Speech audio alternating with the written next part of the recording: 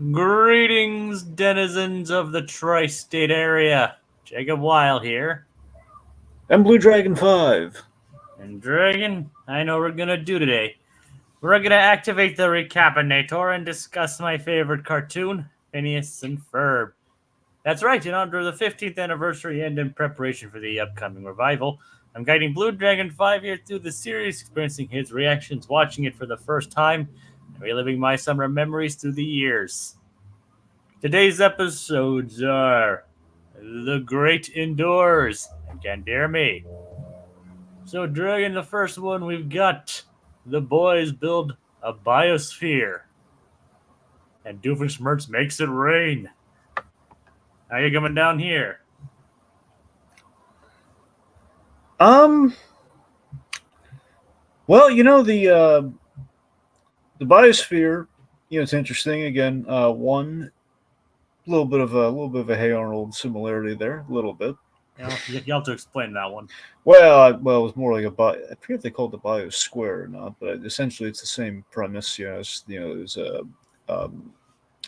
Arnold and Helga like in like the little greenhouse thing, examining the potato. Hmm. Again, that's not one for. I'm just saying it's kind of a fun similarity, given that we had Pav and Mara work on Hair. I don't know if he worked on that episode, but it's kind of fun to bring it down again. I don't know. I think plotting wise, this was pretty solid, but I don't know. I think upon further reflection, the Candace. Candace trying to find out Jeremy likes about her. It's a little like, I don't think there's a lot to go on there. I mean, it's what we do if it's funny, but it's just really. I don't think we had much to go off of there. Remember, most of this show just drives on what's funny. So, Well, yeah, just I think there's only so much comedy you can get from that either way.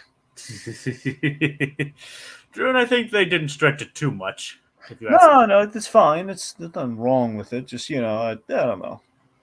All right, but I got to admit, the biosphere is actually like one of definitely an interesting creation if you ask me. It's like just the whole concept of creating an indoor biosphere that can create in literally any biome is a pretty great idea. Hmm. I mean, what do you?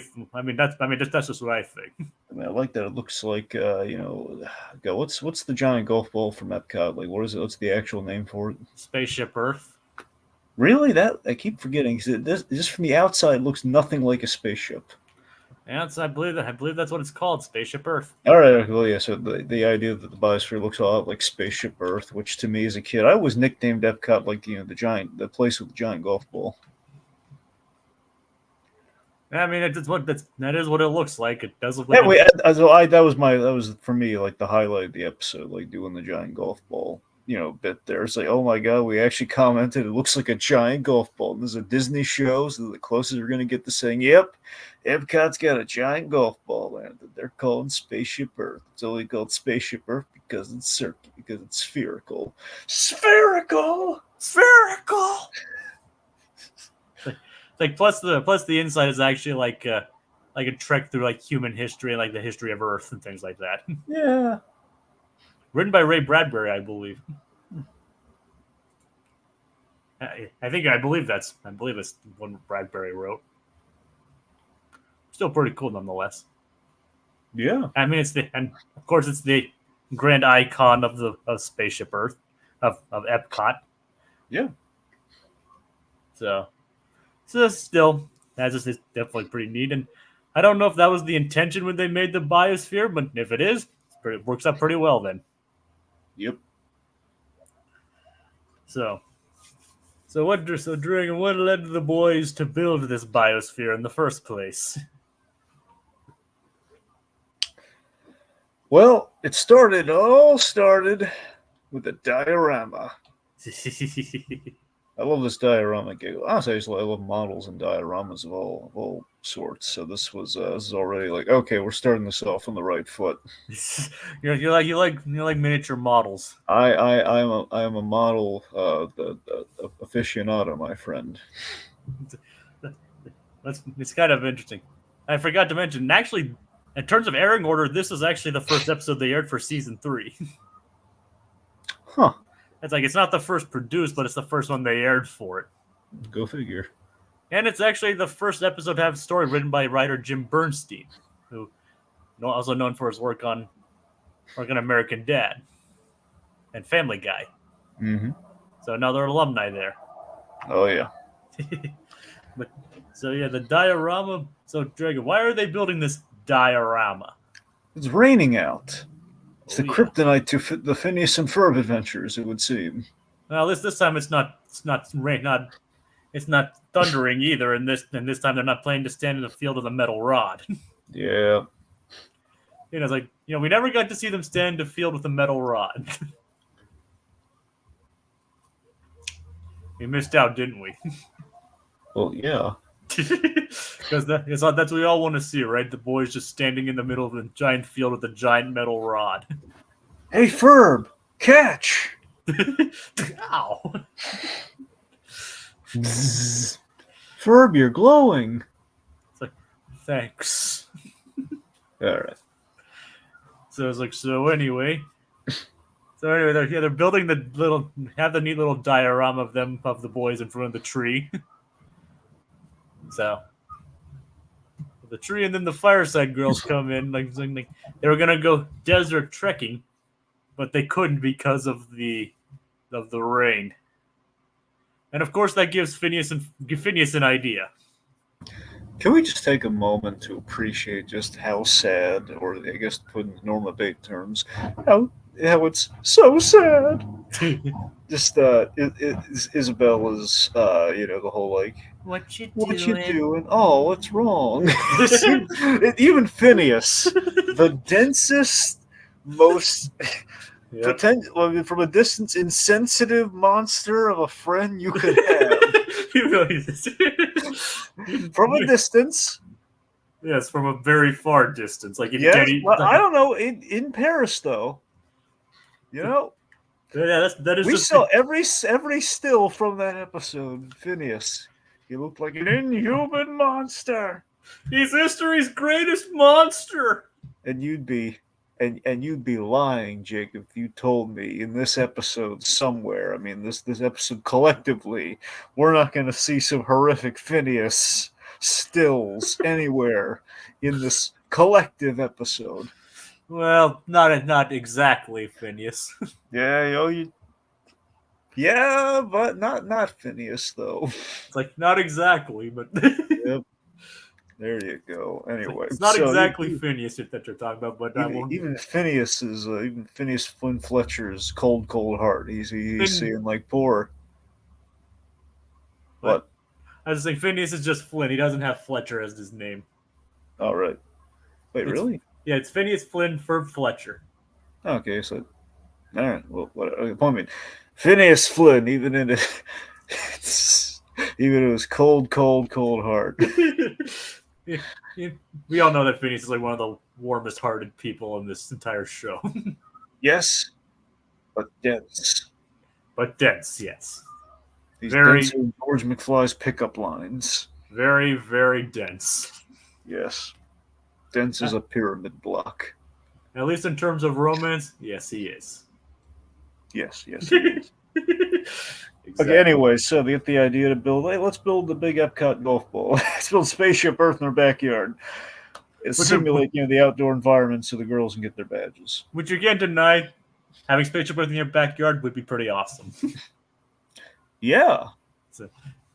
We have a couple comments. Is he really? Let's remember how he yelled at Candace and broke Isabella's heart. There you go. That's what I'm saying. He's had his moments, Jacob. He's had his monstrous moments. It's Mr. Triangle Face, Oh yeah, like the monster that made him go, get on the trike. Exactly. There's something in there. There's something buried in there. You know it. I know it. Dan and Swampy know it. He's a monster. And he's got to be put away. But you gotta admit, they do make good work because they actually built it very quickly. Well, nobody likes to work in the rain. Yep. And so they actually managed to make a desert indoors. Yep. Meanwhile, Candace is facing a dilemma of her own. Yes, she's trying to solve the age-old mystery of what is Jeremy like about her. Yep. Very ego-driven quest. What is he like? Not even just what is he like about her. What is he like most about her? It's like, well, I mean, that's kind of a thing in relationships, you know. I mean, you're like you. I mean, as far as I know, anyway. But I've only ever been in one. Yes. But Let me guess. You're totally wrong. I think your neck's very long. like, no, my girlfriend had a relatively normal sized neck. Oh, okay. All right, and I wouldn't. And so, what are you trying to say, Drake? Well, I'm saying that's probably what Jeremy would jokingly say to Candace. I like how long your neck is. Well, because his neck is very long too. Exactly, because it looks just like mine. Candace were made for each other. It's as if two grown men with pencils drew us like this. It's like that's a very And one of them has a cool nickname. Swampy, Yeah. like Swampy. What? Yes, like Swampy. Not boggy or anything like that. No, it's dumb, Jacob. Get on board. Get out of town, man. Come on. Oh yeah. Anyway, But as I was saying, that is like a kind of a. I'm guessing that is kind of sometimes kind of standard. Like this, the boyfriend or girlfriend wonders, like, what exactly do they like? Do they like about me? yep. It's the Sally Field question. It's like, do you love me? Do you really love me? Yes. And there's like, I guess you really do. Yep, just while clutching the award desperately. If you love me, you really love me. Yeah. Still, not near as well delivered as Jim Carrey in The Mask. It's like, of course not. Yeah. Like, now that was Oscar worthy. Yes. So Oscar worthy, it would halt the movie to award him the Oscar for that film. They're like, wait, stop the presses. The movie's not even fully over yet. We need to give him this award. Like mid scene, okay? Like the moment he won the Oscar, give it to him right there. And you could tell they were so quick that the Oscar wasn't even fully done yet. It was still it wasn't even painted gold. Exactly. It was like, okay, well, the Oscars are for a few months. I don't care. Give it to him now. Give him the proto Oscar. He can sell it on eBay after. I don't care. Give him the award now. Has Jim Carrey actually ever earned an Oscar in real life? Sadly, no. Oh, that's a shame. He should have at least gotten one for like at least Eternal Sunshine. Well, he's got three. Honestly, he's got 3 movies that are Oscar worthy. If you really want to look at it. Oh, Truman Show. You got Truman Show. You got Eternal Sunshine, and you got Man on the Moon. Honestly, that was the one people really thought he was going to, because he got like awards for that one, but not the Oscar. I've heard he didn't even get nominated for that one. Yeah, which is, it's kind of like the Downey Jr. thing. I think Downey Jr. was nominated. I think I looked at this. I think Downey Jr. was nominated for Chaplin, but he did not get it. But Downey Jr. finally won recently for Oppenheimer, though. Yes, he did. Which I still unfortunately have not seen, but from what I understand, it was very well deserved. It was. Good. Yeah. Because I know you saw Oppenheimer. But I did see Oppenheimer, yes. like I really wanted to see it, but I didn't get to it, unfortunately. Yeah. But it's on Peacock now, so I could watch it whenever I want. Well, there you go. And I think I don't know if I have to subscribe for it if they have it for free.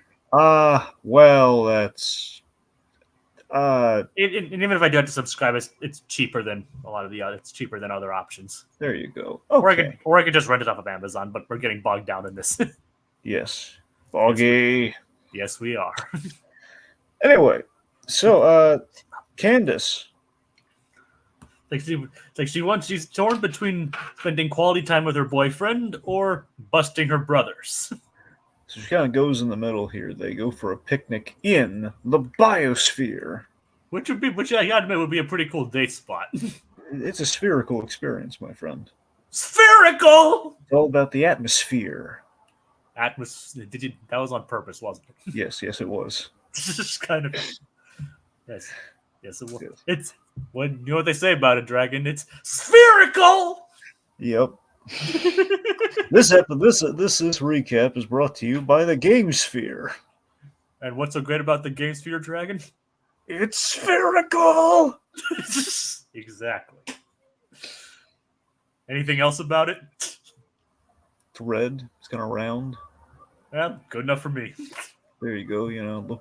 Looks nice. It's round without rolling off. Yep. And so it's so yeah. Obviously, though, the first vista that they come across is the desert, not the best spot for a romantic date. No. And it's so of course, Isabella, Phineas and Ferb, and the rest of the Fireside Girls are going through the desert, trying to collect these different kinds of patches, including hiking through the desert, learning the difference between sunstroke and heat stroke. Yep, thanks to what is it, Addison? Addison, yeah. Addison, yeah. I feel bad for Addison in this episode. Yeah, poor Addison. Here's the thing. I wish everything that befell Addison befell season 1 Baljeet, but we can get back into this, huh? Well, just emphasis. Season 1 Baljeet. You wanted him to get hit with paper mache rocks, suffer a heat stroke, that kind of thing. Absolutely, without hesitation, yes. Yes. And the salamanders quit singing. Buford, why do you look like a salamander? I don't know what I don't know. My skin does feel pretty dry, though. Who are you? But that's a line taken from Spielberg's favorite movie. What is it? Lawrence of Arabia. Oh, yeah. Yeah, big moment, someone from across the desert, towards, I forget if it's the very end of the movie or so towards the end of the movie, just goes who are you? It's been forever since I've seen that. Yep. Okay. So, yeah, I do love the shortcuts we have built in there too. Cacti have water in them, and she basically unzips the cactus, and you have this water cooler. That's a great visual. I love that. And not to mention, we need to collect this sand sample, or milk a camel. And one literally just pops out of the floor. It's guys, and she specifically said not to make it too easy. Yep. All right, let's see. So meanwhile, things are getting lovey-dovey here as we have an umbrella boat ride and a song that continuously gets interrupted. It's kind of nice to have. Jeremy doesn't get a lot of songs in the show, so it's nice to actually give Mitchell Musso a chance to sing. Yeah. And it's all about trying to tell his girlfriend what he likes about her. Yep, without just ripping off what I like about you. What I like about you. Don't get us sued. I don't think I'm that good of singing at it, Dragon. I know. Not for the lack of trying, though. Well, you could take a lesson or two. Well, I mean, I have taken lessons in the past. Not very extensive ones, but clearly, I have learned to carry a tune before. In a wheelbarrow? Oh, ha ha ha ha ha. Okay, so the umbrella boat ride song keeps getting interrupted. This is a fun idea for as far as how to kind of change up a song, but it just feels at a certain point that you have to wonder though. After this, Jerry's just got to spit it out though. Jerry, what do you like about her? She keeps asking you incessantly. Initially, I thought it was you don't eat too much. I thought that's what he was trying to say. Oh no, you don't overeat. Yep. So yeah, that's one of the things she comes up with though. Yep. We don't exactly. The funny thing is, we never learned exactly what he does like about her. I mean, we don't. I mean, she does, but we don't. Yeah. So. Speaking of preemptiveness, what is that platypus up to? Well, let's see. Well, first of all, I think that platypus is kind of reevaluating his allegiance to Alka. There's the pair of jerks over there at Alka. We have Major Monogram and Carl just laughing it up. Well, what happened was he opened his gate. bunch of water came out of it, and he went down and slid off the chair and hit the screen. Yep, and they recorded this for posterity and just laughing at their most valuable agent's misfortune. This is. It just feels like Perry should just kind of like up and quit on him and just like, you know what? Just F this, do it yourself. Here's the hat. Yeah, you can tell like when he just like crossed his arms and he was just like, seriously, I'm right here. Yeah. They get such great nonverbal comedy out of Perry. Yep. And it's like, and even Monogram says, grow up, Carl. Yet again, Carl just bringing it down. You can't really blame this one entirely on Carl, though. Well, no, but we're going with the bit anyway, so you know what that means. Dang it, Carl. Carl, you've insulted the platypus. Nowhere near my fault. So the fact that Carl is getting all the blame here. So who would also make this folly, and who would never make this folly? Who would we replace Carl with? Who would not make fun of a sliding semi-aquatic mammal? Well, we know who. Well, I have a couple ideas of who would do this. It's like Carl Weezer for one, our go-to, Yeah. and of course Carlos. Oh yeah. Carlos would definitely make a joke about this. Yep. I don't know exactly what it would be, but I mean, I guess that was a real slippery situation. Carlos. I mean, come on, that totally be something he would say in that situation. Yeah, something. You make a bad pun or something, It's like, now that was a real slippery situation. Yeah. I guess they're right. It is a slippery slope when you're an agent. Carlos. It's like for people who wouldn't do that, Beaumont for one. Yeah. Carlson probably wouldn't do it either. I don't know. Yeah, probably. All right. Well, wait a minute. I'm sorry. Who'd you say? From The Simpsons. Yeah, he'd laugh. I mean, I don't think he'd carry it on as much as Carl did, though. I think he would just probably get like a brief chuckle out of it to move on. I think Frederick's going to be concerned for the little platypus. Yeah. I mean, like post up. I think he'd be concerned. Yeah. Carl Beaumont wouldn't have a Perry, because if he did, Perry would sell him to the mob. No, Perry's a good guy. He wouldn't do that. I tell you, man. Recently, I finished playing. The Suicide Squad Kills the Justice League game. How was it? Now, mind you, it's still kind of like an ongoing thing because they're doing like that weird live service thing. But essentially, I finished the core stories. I finished essentially what is the game. Well, it's dicey. It's dicey. I'll tell you one thing that it's done really nice. The post-credit scene of the game. They did something really nice, a little tribute to Conroy's, like the post-credit scene. That was really classy. It does kind of bring a tear to you. I'll give them that. But kind of like what they did in Spider-Man DLC for Stan Lee. I mean, kind of. I mean, well, it's more of like it's someone talking about him, but saying like basically quoting a line that he would have. So basically, it's Lois Lane reporting on Batman and basically using a quote that you absolutely can envision in your mind hearing Conroy say, but it's a line it's the way this is written, Jacob. It's a line that sounds like something.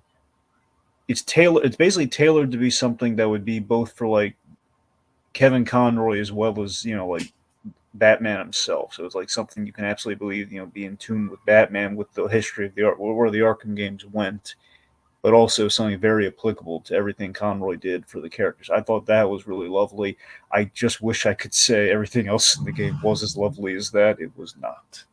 Yeah, I've heard mixed things about it. The core group are great. So the Suicide, that's Jacob. I'll say this, and we're going to get back on point. I promise.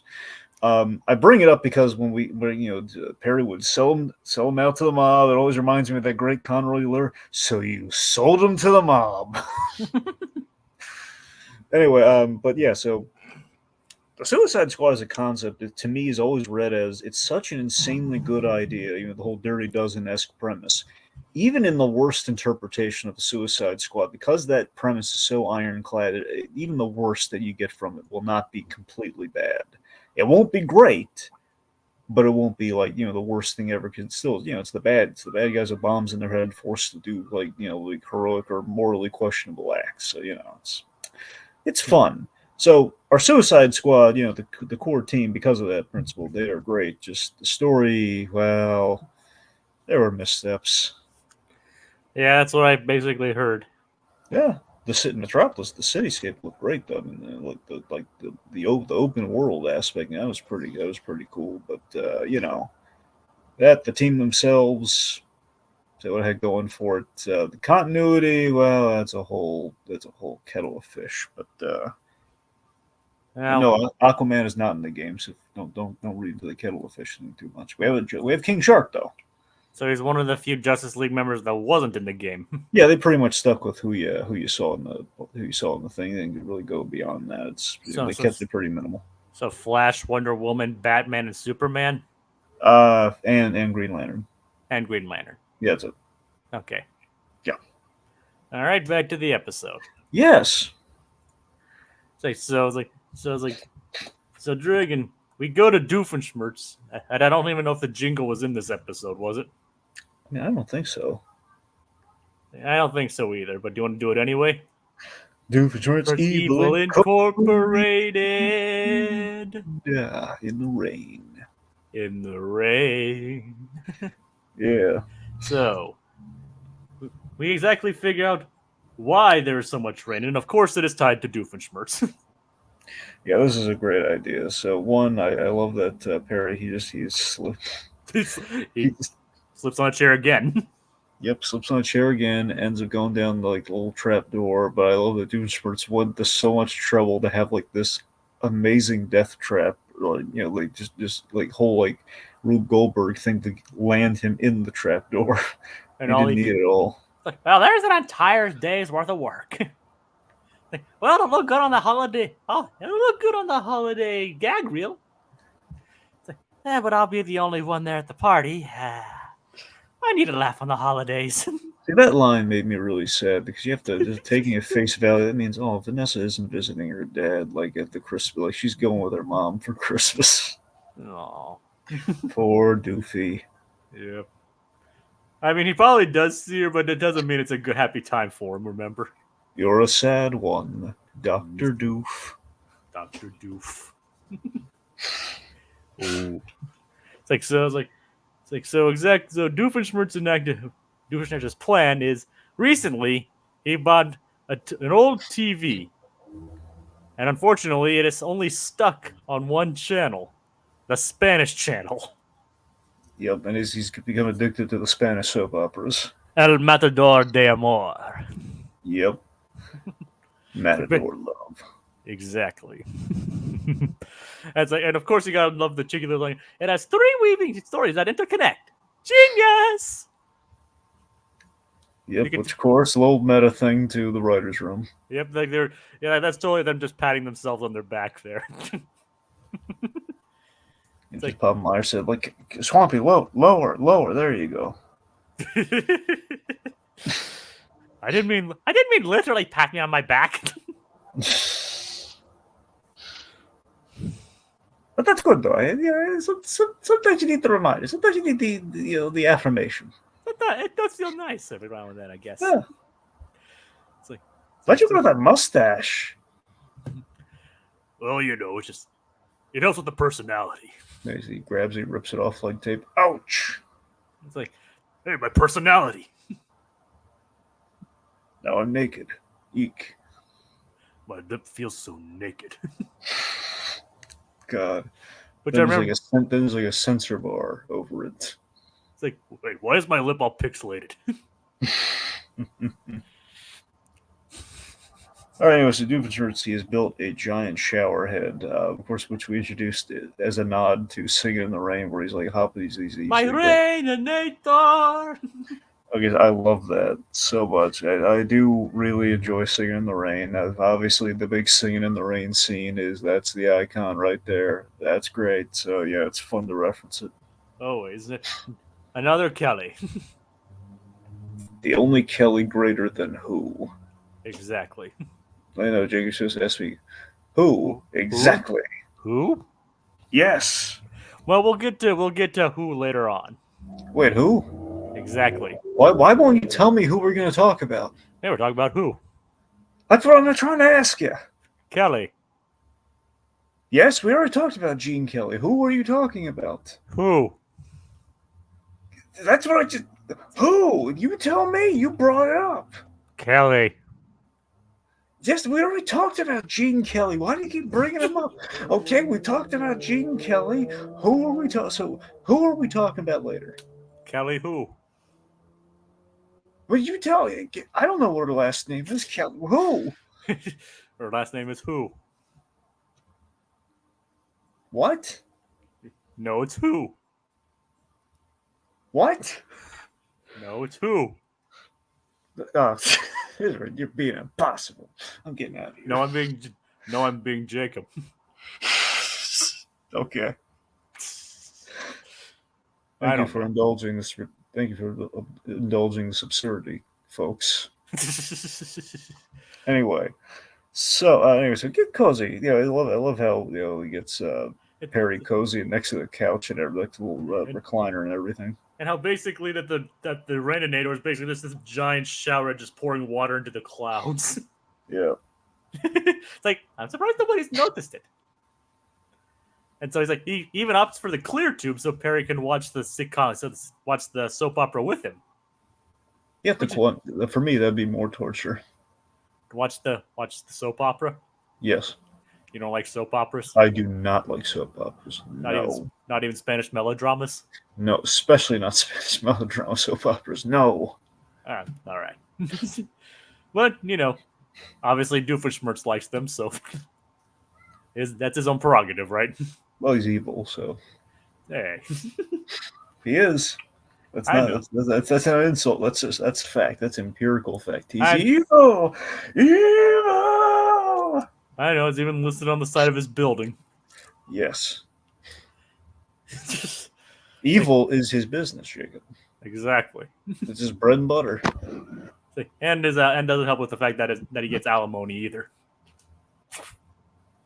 I mean, it's not exactly alimony. Sounds like evil. Yeah. So yeah, the Fireside Girls do actually manage to get to the side of the desert. They turn that into the jungle. Yep. And then the Mount Ferbius. Yes. And poor Addison gets hit on the head with a rock. Again, poor Addison, but season 1 Baljeet, that would be a well-placed rock. But you feel bad for Addison. Oh, of course I feel bad for this poor girl. I mean, why must Dan and Swampy, attack this poor defenseless child with rocks and heat stroke, and they're just putting her through the ringer, this poor animated child. Not 5 seconds ago, I wish that happened to Baljeet. Well, yeah, but it's Baljeet, though. That's season 1 Baljeet, mind you. I'm just saying there's a bit of a double standard here. No, there is not a double standard. Okay, Addison did nothing to warrant any of this. Baljeet, he did everything. Season 1 Baljeet did everything to warrant this times 10. And now he's perfectly fine. A whole rock slide. And now he's perfectly fine. Well, yeah, now he's fine. Now he's great. Oh, boy. It was a package deal. Before then it was like, Phineas and Ferb, do stuff for me. I'm too lazy to do my own homework, and you do it for me. He did his own homework. It was just that he needed help. He promised things he couldn't deliver on. Okay. Yeah. Okay. All right. So Candace and Jeremy crash into Mount Ferbius. Still not being able to figure out what it is that Jeremy likes about her. Yep. Candace like, that's it. I'm going to bust them. Yep, because you could have killed him, but we reveal, the rocks, paper mache, they're at least seemingly complete. So they probably fall from a high place, but It's like, see, Candace, it's just paper mache. He's like, Phineas and Ferb have safety in mind, as you can tell. Yeah, I mean, it's still a mountain, though. I know, a mountain made of paper mache. No, I'm not saying with the mountain. That's not what's going to kill him, Jacob. It's The height. falling from the mountain. Yes, I'm sure they have other countermeasures in there. I would hope so.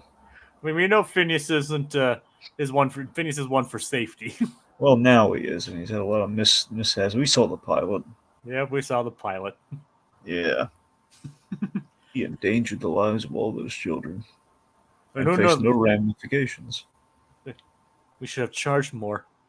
Exactly. Yeah, that you know what that is? That's modern Disney thinking right there.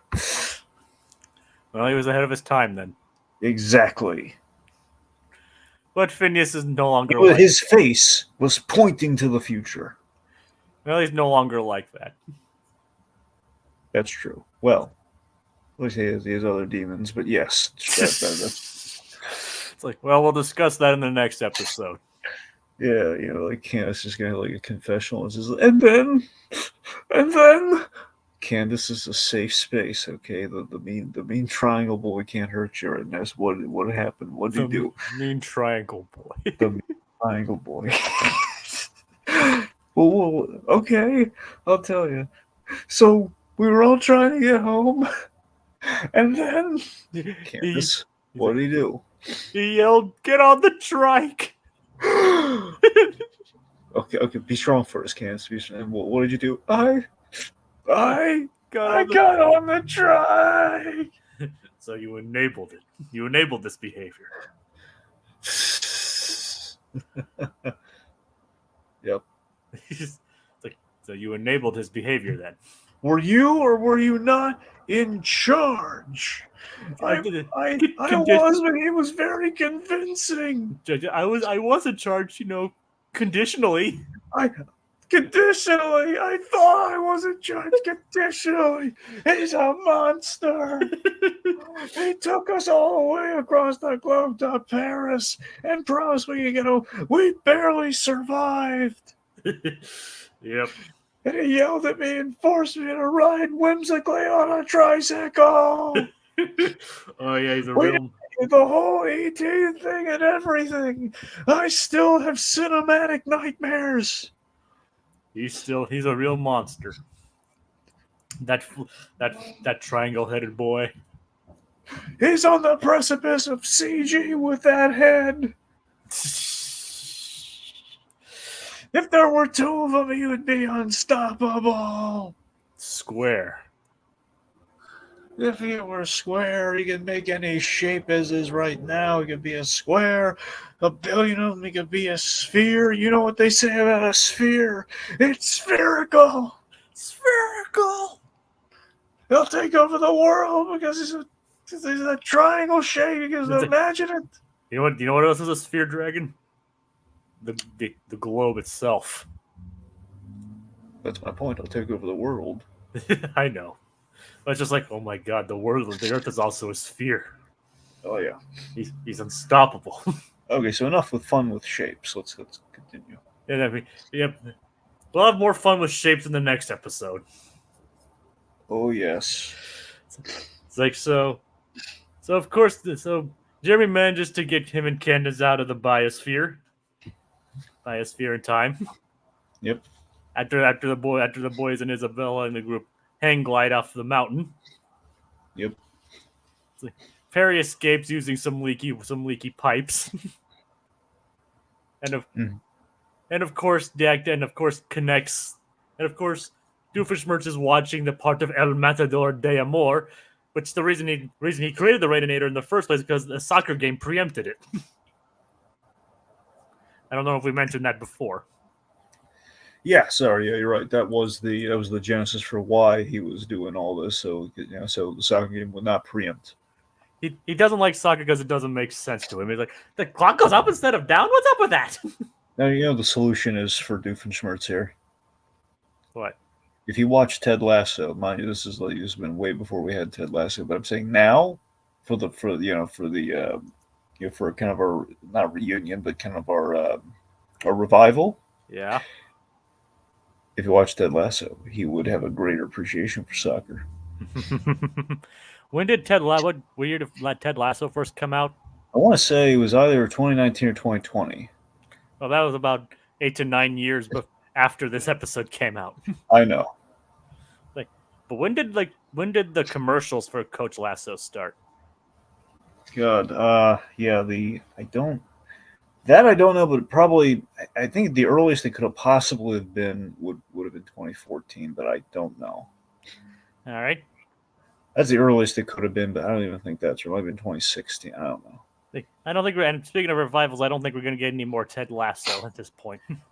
Well, I know that, yeah. Which is a shame, really. Yeah, but it had an ending, though. I know. Not entirely satisfying ending, but an ending nonetheless. Yeah.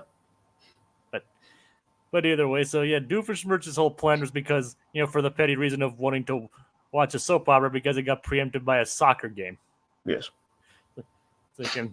And so I honestly, I don't think Doofenshmirtz's plot was, so long as he turned off the rain at a certain point, I think it would have been, I don't know, it might have been justifiable evil, because I hate when but I detest sports interfering with my programming. But you also don't like Spanish telenovelas. That's why it's complex, Jacob. It's because it's a complex dilemma. I can get behind the plot, but I don't think the ends are justifying the means here necessarily. It's like the ends are Spanish soap operas. It's like, if we're anything but a soap opera, I could co-sign that evil, but that's just no, I can't co-sign this evil. It's it's sinister for all the wrong reasons.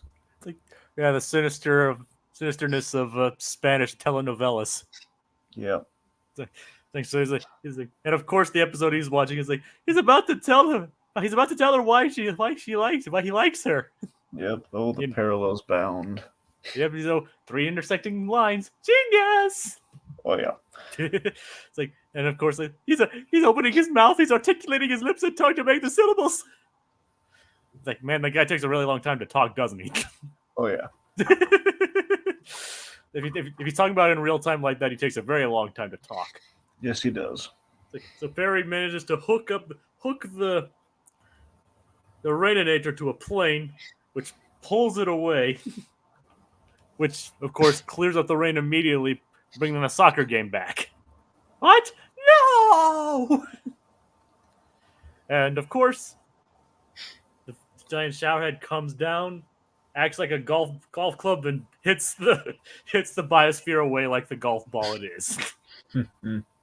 which I gotta admit is a pretty clever way to get rid of it. It was a vindicating moment for me. Like, yes, the Epcot, the Epcot sphere absolutely looks like a golf ball. And yep, that's the way they did it in here. They turned it into a giant golf ball. I approve. Yep. And then Jeremy, of course, Candace fails to show it to Linda. Which is like, maybe he just likes hearing you talk. Basically, it's a clue of like, I don't want to hear you talk. You tell him all this. Yeah, Linda has a lot of good snide remarks. Yes, she does. And of course, Jeremy. He's about to tell her what he likes about her, and then it gets preempted by a soccer game. Yep. So we don't know. We'll never know what it is what Jeremy likes about Candace. Well, we definitely won't find out in the next episode either, because he barely even talks in it. He's in it, but he doesn't talk. I mean, he's in majority of the episode, but he doesn't talk. So speaking of which, that brings us to Canderemy, aka the body horror episode. Oh boy. So, Dragon, before I ask you your opinion on this, I'm going to ask you a question. Why is this month particular for me so heavy on body horror? A couple weeks ago, I saw the first Omen, and then I recently saw the episode of X-Men '97, which had all that stuff coming in, the Fire Made Flesh episode, and now this. Can you explain to me why this month is filled with body horror for me? I don't know. Did you tick off a gypsy lately? Not that I know of. I don't know. Did you tempt fate? Maybe, but I don't know. I wish I knew what I did because I don't know what I did. Well, you just had to do something, didn't you, Jacob? Yep, otherwise I wouldn't be subjected to all the body horror. Like, the funny thing is, I don't even find this episode particularly body horror in this episode particularly too disturbing. That's because you're desensitized to it now by all the other body horror this month. No, I mean I just find it more on the humorous side than anything else. But I mean, not to say that some parts of it are definitely unsettling. You're a sick man, Weil. We didn't say exactly what parts I found unsettling or not. Yeah. So let's get into it then. Yeah. What are your thoughts on this episode? It's very Weekend at Bernie's. You know, it's like part Weekend at Bernie's, other half body horror, and it's I don't know. The body horror element kind of takes me a little out of it, but yeah, comedically, I do like it, but I suppose the issue is it's such an easy fix. Just like okay, just look at us, okay? I'm stuck with them. So, Dragon, going into the show, did you ever expect there to be body horror? No. And are you? Well, at least not to this degree. Like, you didn't expect any kind of body horror. That's a reasonable expectation considering this show. Mm-hmm. But they delivered. Yeah. Yes, they did. Oh yeah. It's like, so in the beginning we have Stacy getting annoyed of Candace talking about Jeremy all the time. To the point where she even has like an answering machine, like to automatically answer all these calls. So Stacy is once again feeling underappreciated, like because of all this Jeremy talk. So like, so Stacy wants to hang out with Candace without one single mention of Jeremy, which Candace promises until a mishap caused by Dr. Doofenshmirtz throws those plans out the window. Yep, it's like she promises she just goes to see Jeremy in person, who apparently fell asleep. All after playing all night. By the way, Jeremy, he sleeps like a Simpsons character. Yeah, he goes into like the Simpsons pose, like the way his mouth shape is drawn. It looks exactly like a Simpsons character. It's so weird. Jeremy's gonna fall asleep with like chicken and milk. Yeah, it's totally a Homer Simpson kind of move. Oh yeah. So, and of course, but before that, we learn exactly what Doofenshmirtz is up to. Perry, we don't even get monogram or anything like that. We just see Perry already trapped. So they're really getting just straight into it. It's like we can learn more about Doofenshmirtz's childhood in this episode. There are two things that made it somewhat more bearable. His giant pet cockroach and garlic ice cream. See, I already don't like where this is going. Like, do you like garlic? Do you like garlic, Dragon? You want the honest answer? I mean, just plain garlic, yes. I have an intrigue in garlic, but I don't particularly like garlic.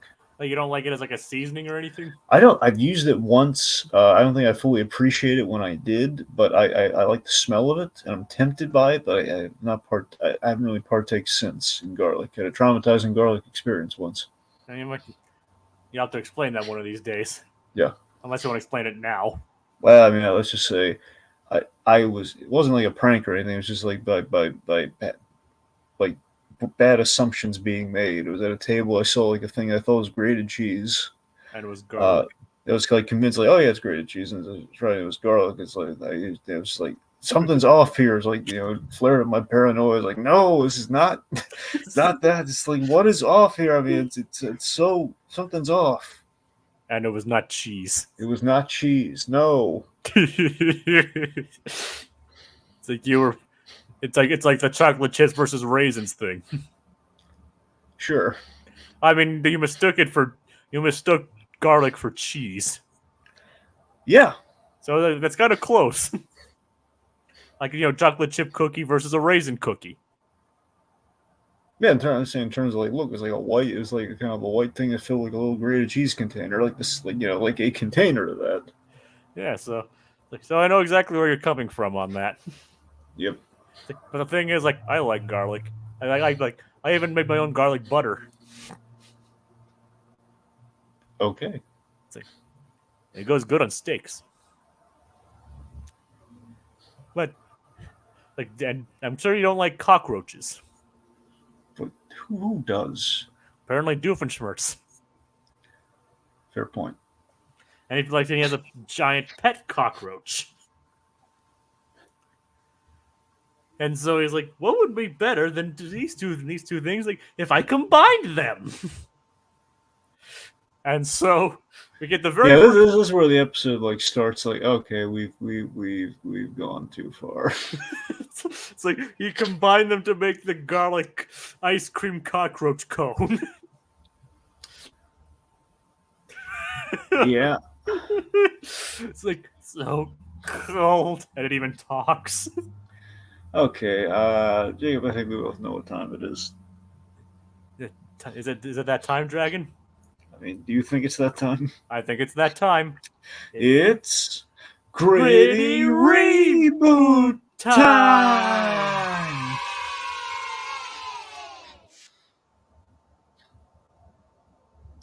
All right. Did you hear? Yep. I played the thing. I'll do it again. All right. I swear I played it twice. I heard you. All right, but play the Gritty Reboot. All right. So it's just we barely have to do anything Gritty Reboot stuff ourselves this time. Funny enough, it's amazing how often that happens in this show. Yeah, but I mean, here it's like we now have this horrific, like, again, his beloved pet cockroach who's already kind of pushing him. Reminded me of a Kim Possible episode, actually. Which one? Do you remember the one where Ron Stutbull had the had the Rochi? Pet? Yeah, Rochi. I remember that one. I think it was like one of the few like half episodes that they did. Yeah. Like it was like combined with like the overdue library book. Yeah. I remember that one. Yeah. Yeah, there you go. Also, just the fact that, like, yeah, this love that Kim was like, she was touchy yet repulsed at the same time.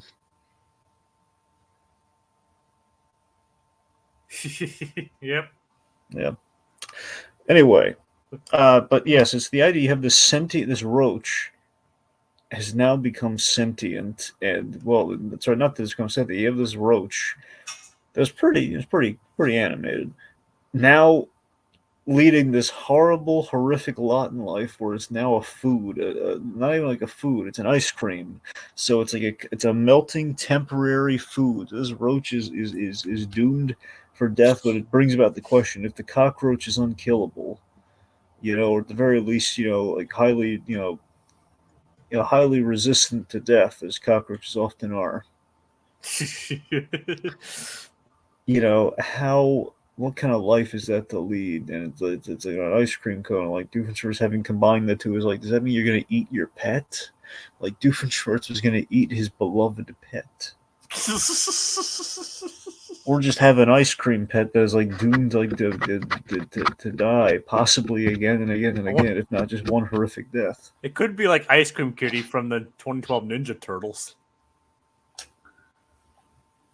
Maybe.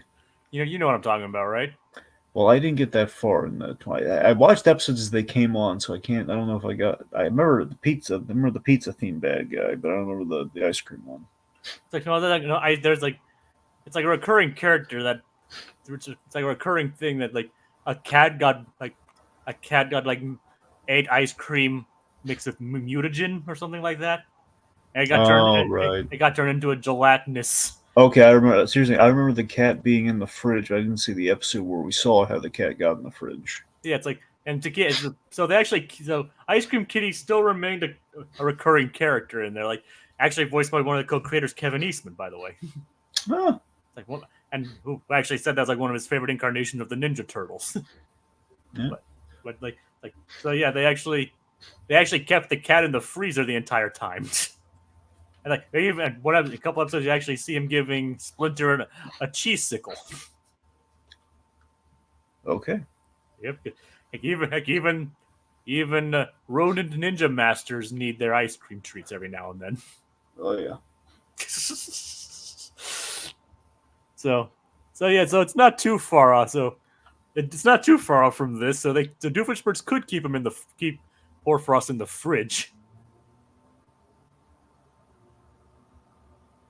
but it doesn't make it any less disturbing, is what I'm saying. Yeah, so that's pretty horrifying. We're probably going to be it'll probably be spin around to agree reboot time again real soon. So we're just going to press on. All right, let's focus on something less body horrific. And what about Isabella?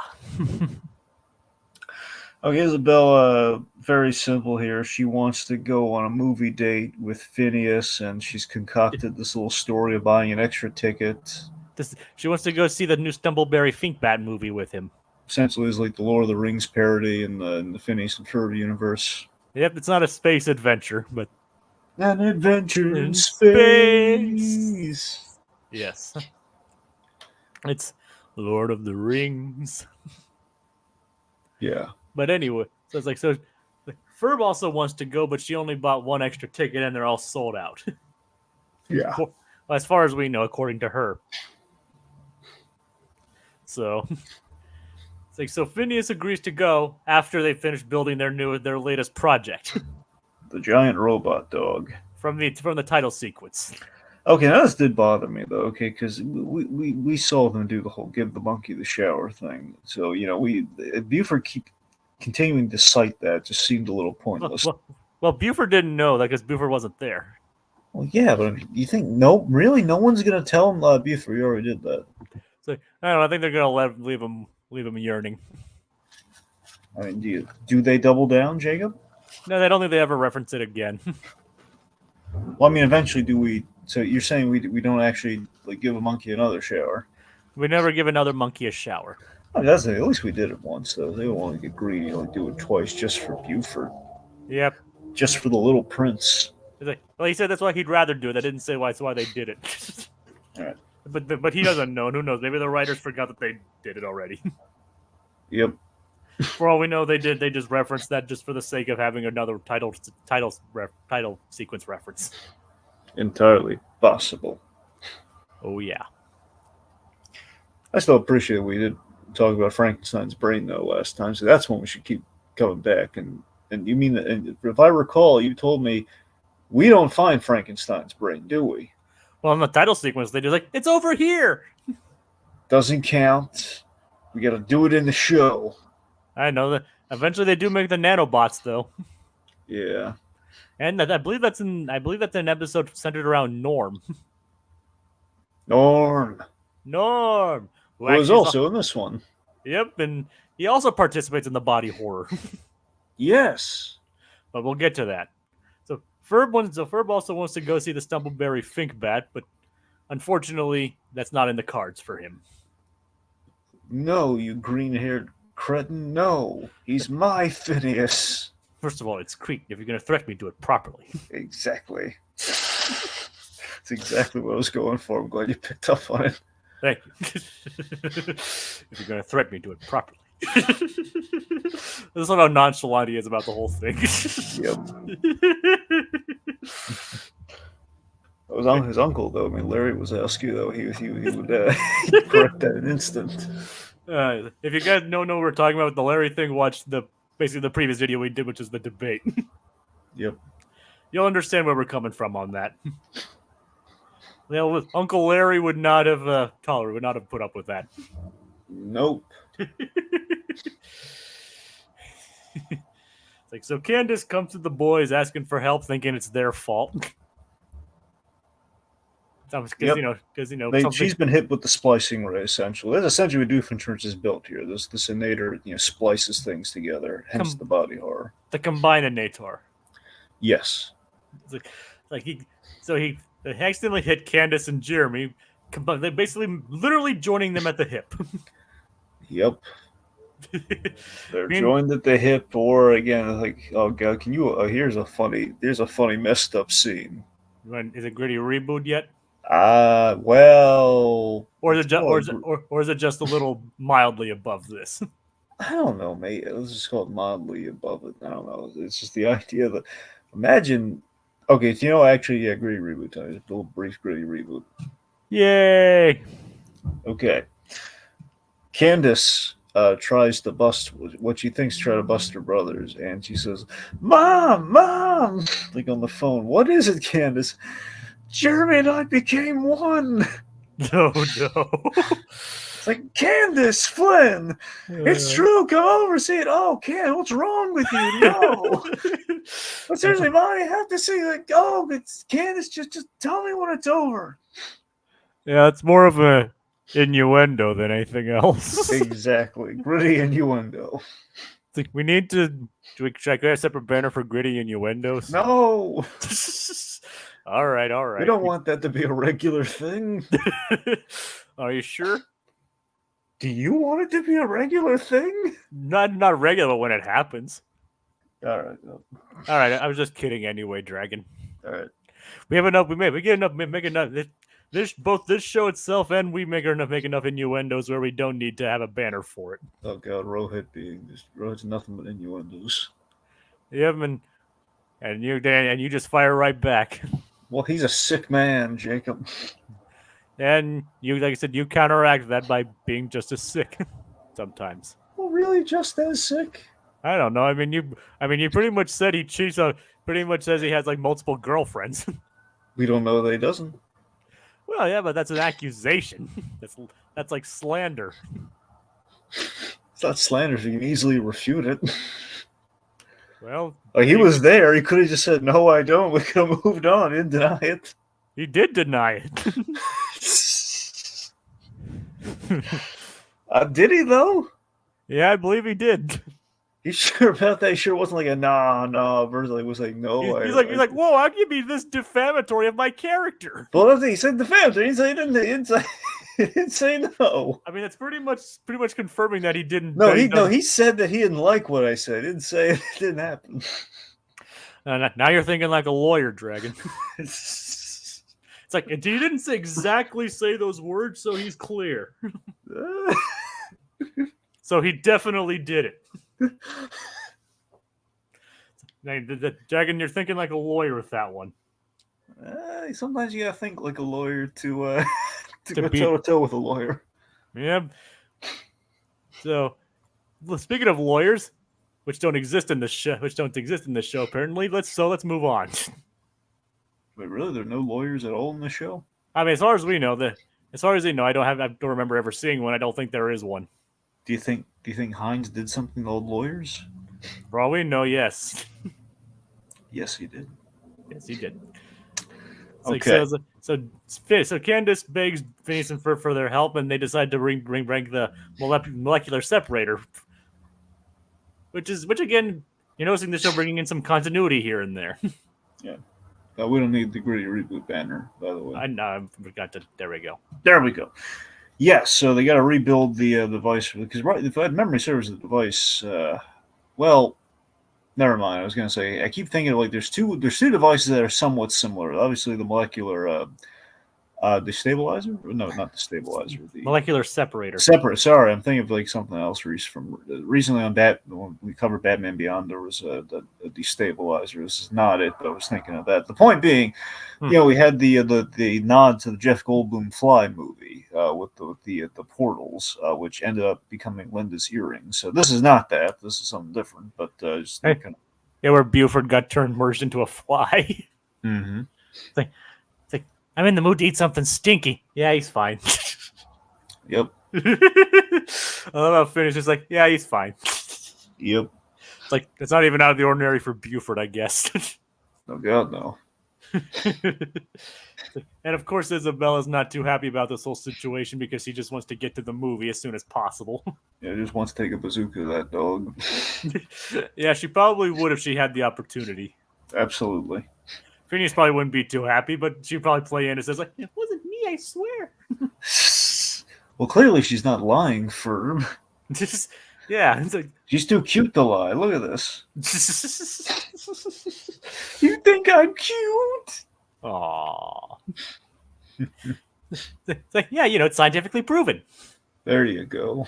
Which he literally says in a future episode. I buy that.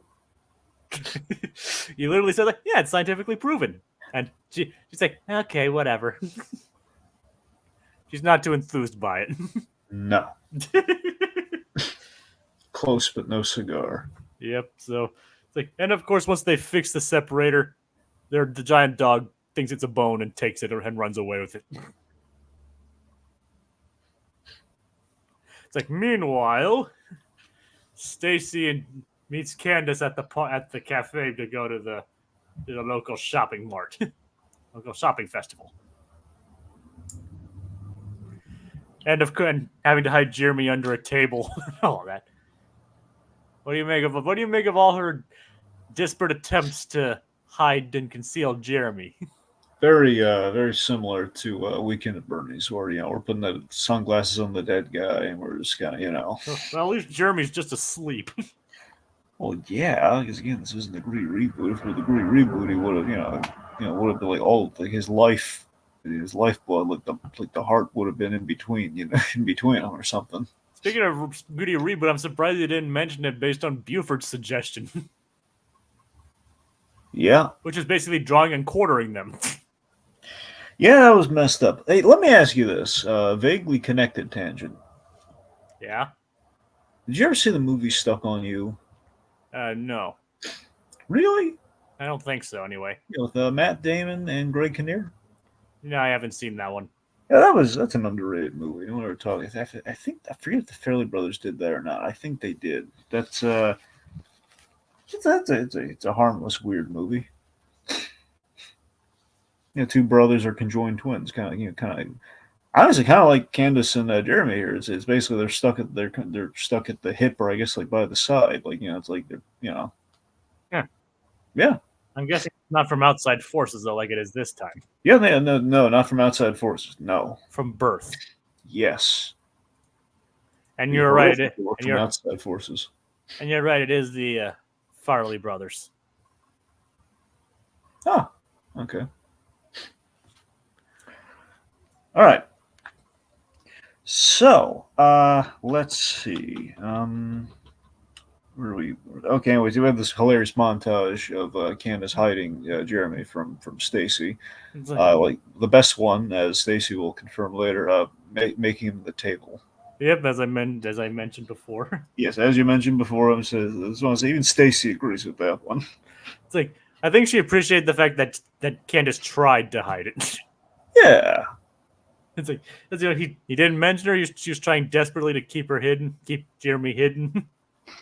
Mm-hmm. It's like she didn't want to ruin anything. So I think Stacy understood what was going on. It still feels kind of sad that Candace cheated herself out of a nice day because she was in terror, even though Stacy knew the whole time. Yeah, it's like hiding him in the table, hiding him in a giant wad of cotton candy, having him hang off the whirly ride. I love the giant wad of cotton candy because this makes no sense when you really think about it. Yep. And it doesn't really make any sense. And Jeremy's in peril so much in this episode; he has no idea. He's dangling off the side of that tilt-a-whirl thing, and also the horses. Yep. The merry-go-round. Yep. Also, Stacy obsessed with horse costumes. Yep. Candace is in. Well, but no, this episode confirms where Candace would have been in the costume. Yeah, and also again, if this was initially supposed to be the first episode of season 3, it's like, well, it's not. It wasn't meant to be. It was just aired as the first episode of season 3. Well, in that sense, that's where we get the horse costume from. Yep. They just can't air it in order, can they? No. No, they cannot. No, they cannot. So obviously, back at Doofenshmirtz, Perry easily escapes, and then he combines with the toolbox in the Combine-inator after Doofenshmirtz combines with Norm. Yeah, so this is messed up. Yeah, the platypus, as you said it off screen once, the platypus is a toolbox. Yep. So what do you make of all that? Would you call that body horror in a way? Yes, the platypus is now he's now a living object. Yeah, but his appendages are tools. Yeah. He seems fine with it though. Well, it's a necessary tool for the job. He has nerves of steel, doesn't he, Dragon? Well, and skin. Yes. Yes, he does. Well, he's got limbs of steel. I guess the body is kind of more like a sturdy tin. Well, one of them is also a pencil. Okay, maybe not all the limbs. And of course, and he disarms Norm. Yep. Literally. So in that sense, if that's Doofenshmirtz's arm or Norm's arm. Norm. Yep. They're like, oh, my arm! Our arm! Shut up! It's like he's armed with my arm. John Viner again, killing it as Norm. Praise the orange juice man. He used to do the orange juice ads, so. Yeah, you mentioned that. Yep. And of course, worked with Dan a lot on Family Guy. Yeah, basically in the Family Guy writers' room, they had a lot of fun, like teasing John Viner about being the orange juice guy. So that's where that kind of came from. Yep. I think the first time I learned that Dan worked on Family Guy was one of the times someone asked about Norm. He's someone I used to know and someone I worked with on Family Guy. Yep. So I was like, wait, he worked on Family Guy? Yes, he did. And then I went back and confirmed. I was like, huh, what do you know? And then I learned he also did things like The Simpsons and Rocko's and SpongeBob. Like, he's been all over the place. Kind of hard to believe, isn't it? Oh, yeah. And now, but is John Viner still with Family Guy? I assume so. He did show up on the TED series recently. Now it doesn't. I'd be surprised if he weren't still on Family Guy, but I've divorced myself from Family Guy for a long time now. I think he still is. It makes sense for him to still be there because it's not really even. I'm pretty sure he's still there. And it's kind of funny how Norm kind of started out as supposed to be this one shot kind of character, but evolved. It became more of a regular character here and there. So it's always nice to see Norm, isn't it? Yep. And he so desperately wants to see be Doofenshmirtz's son. Literally, there's a later episode where he wants to be a real boy. I'm not making that up. Okay. All right. But in this episode, he gets very close to Doofenshmirtz, you could say. Yep. And a refrigerator. It's like, anyone care for a frosty beverage? Hey, keep that closed. That's private. Stop flashing, Bear the Platypus. I don't know if do you think that's supposed to be a flashing joke? I think so. Wouldn't surprise me. Wouldn't surprise me considering they do make a joke like that in the future. If you remember in Across the Second Dimension, one of the lines in the lyrics Robot Ride is because your sister is a fridge and you know her light is always on. Oh god. So I was like, if that's not a flashing joke, I don't know what is. Yeah, either that or we're looking too much into it. Then you have the ethical implications of so if we're saying refrigerators are feminine, that means Yeah. Yeah. It's like, I mean, not to mention that song is incredibly violent either way. Kind of a homogenized hermaphrodism of sorts here. Yeah. Who knows? Maybe it's saying there are both male and female fridges. That's what I'm saying. Yeah, though. I mean, I'm saying right now with the combination, if it's a female fridge, and we have Norm and we have Doofenshmirtz, there's like that's three things going on there. Yeah, let's not get into that. There's a mechanical, there's an inanimate, there's a human, and then there's male, there's female, there's plugs, there's outlets. It's the whole thing. Oh God. I'm playing about Jaime the robot from Get Smart. It's a whole complex issue here. Is Jaime in the series or the movie? Both. That's what I figured. Better in the series. Kind of figured all of the series is better than the movie. Well, I mean, I'd say so. I mean, that's Steve Carell and Anne Hathaway in it, but that's look, the movie's fine, but if you hold the two side to side, clearly, the show's better. Well, usually, if a show's adapted into a movie, usually the show is better. Yeah. Depending on how it's done. Yeah. Sometimes the reverse is true. Sometimes they adapt a show into a movie. Sometimes the movie into a show. Sometimes the movie was better. But either way, it's like Perry then gets combined with the trap he was in earlier and creates this weird like whirling mechanical thing over his head, turning into this weird monstrosity. What'd you think of that? Perry turning into this monstrosity. Oh, it's horrifying. Would you actually call it horrifying, or is it just more like a facetiously horrifying kind of thing? Like maybe a little facetiously. Yeah, I mean, it's not nearly as horrifying as later on. Yeah. It's like so then the boys they successfully chase Rover to the festival. Candace trying to get Stacy from seeing things. They deactivate the dog, which drops the separator, and everyone is yelling, running, and in Ferb's case, blinking very slowly. Yep. Anyway, so then it turns out it separates everyone as the device is destroyed in like one big kind of like shockwave. Shockwave. So, like, even Ferb blinking slowly. Baljee's like, "How is everyone doing that?"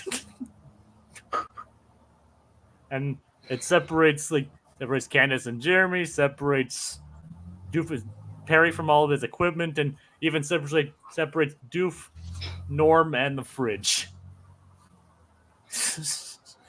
Which all land on top of Doofenshmirtz at that point. Yep. It's like, and of course, Stacy reveals that she knew that Jeremy was there the whole time. Busted! And of course, Isabella and Phineas prepare to go to the movie. And that's where the episode ends, right, Dragon? I wish. Remember, there's nightmare fuel. Yep, literally. It's like, what happens is Phineas is wishing for, okay, bro, see you back in the house. And then they get hit with the stray beam from the Combine-inator. And then Phineas and Ferb are combined into one being. What would you call them? Finherb, probably. Or Ferbius. Yeah, Ferbius sounds better. So this is an unholy abomination. Let's just throw up the banner. Just gritty reboot. Yeah. Gritty reboot. Okay, so just okay. So looking at this thing, it's like, remember, folks, he specifically did mention that he did not want this as the thumbnail. Yes, we didn't want to traumatize you for about an hour and a half. We didn't want to do that. just again, this is horrible monstrosity of already Ferb. Already the kind of the quiet building shaped one, but I mean with Phineas though. Right.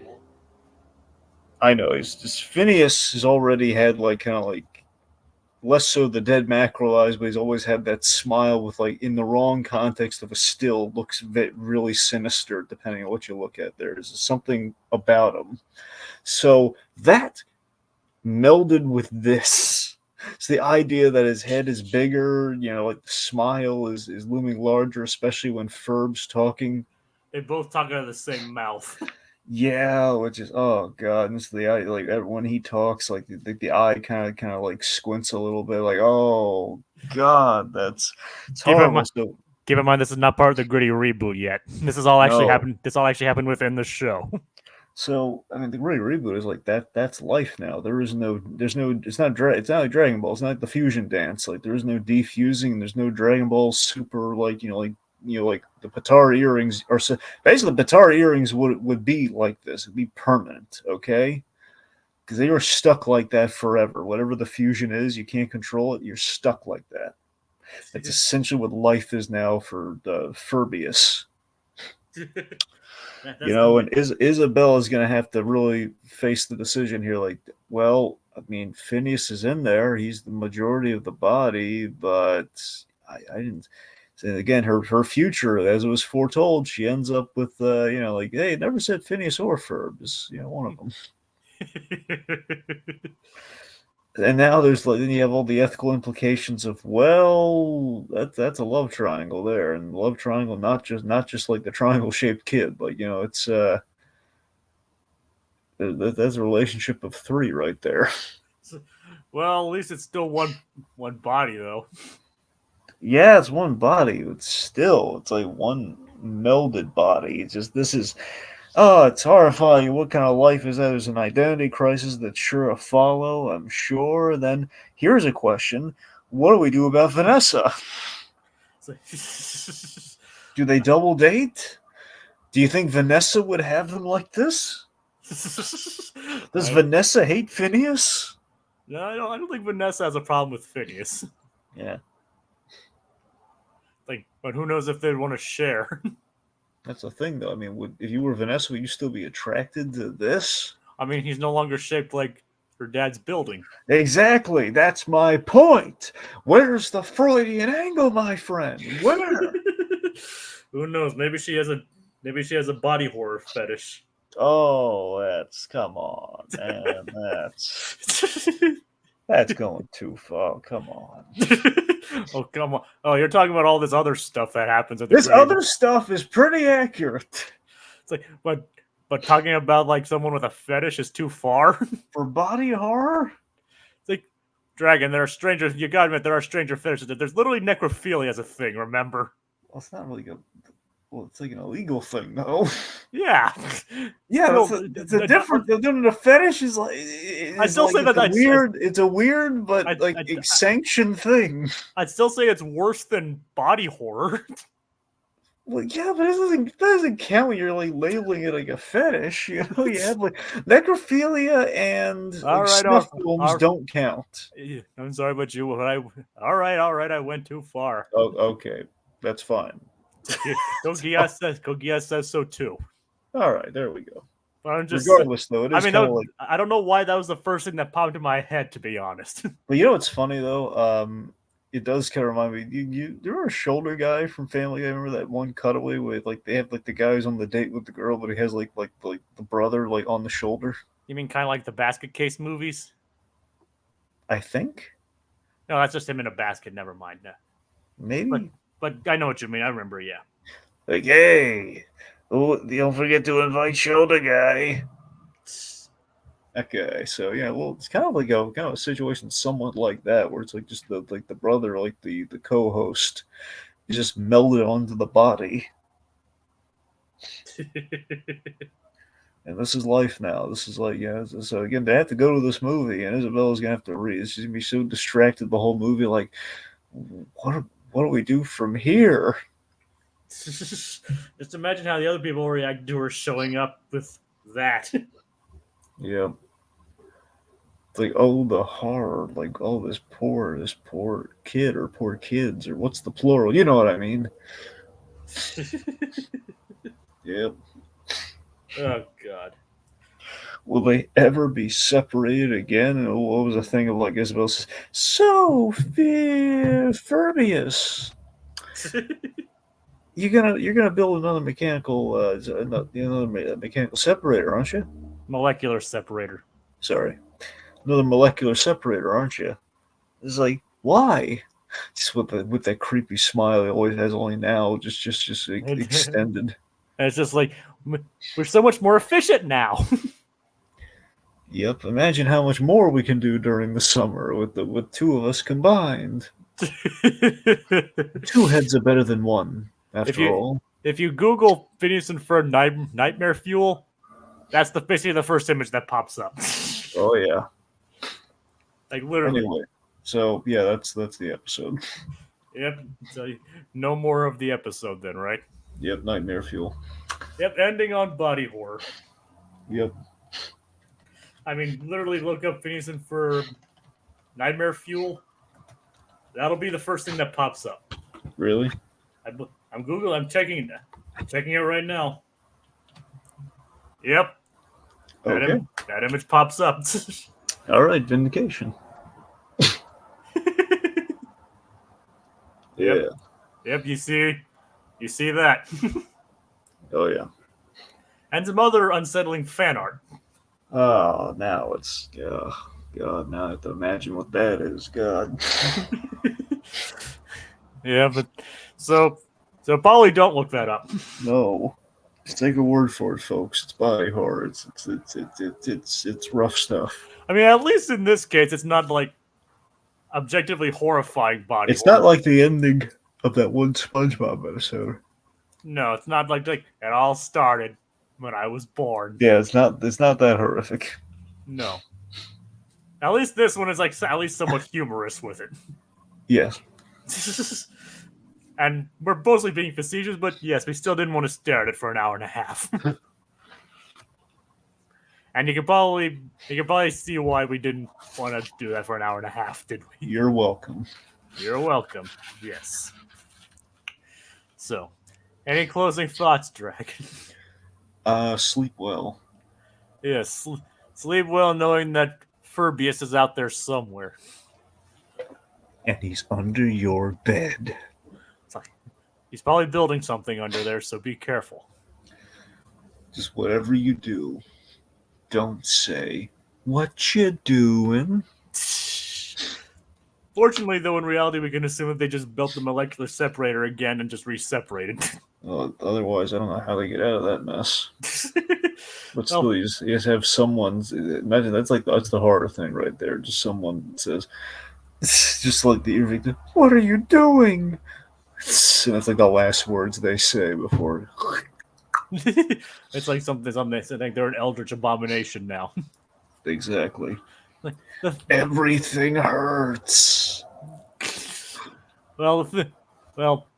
Fortunately, though, Dragon, as far as I remember, for the rest of the series, there is no more explicit body horror. Five Nights at Phineas. Yeah, I don't think there's that either. But as far as I know, there's no explicit body horror. Okay. Which I'm probably sure you're happy about. Yes. Yes, I am. Yeah. So thank you, Code Geass, for tuning in, for commenting with us, and thank you guys for watching. Be sure to join us next time on the Recap-inator, in which we're going to need a bigger shark. We're going to need a bigger shark and then have some ice cream. Good night, everyone. Oh, God. There he is. I see Furbius. Run!